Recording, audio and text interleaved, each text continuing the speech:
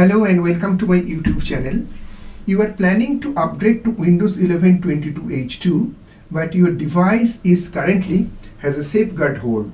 This is due to compatibility problem.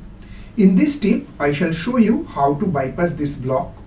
To do this, you have to go to Start Search and there type gpedit.msc.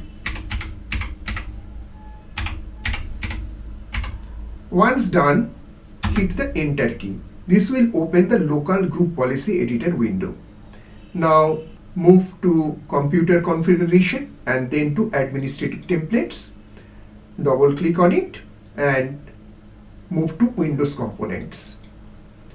Scroll down to Windows Update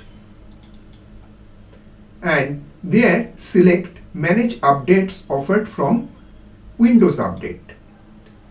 Now find Disable Safeguards for Feature Updates, which you can see that it is not configured.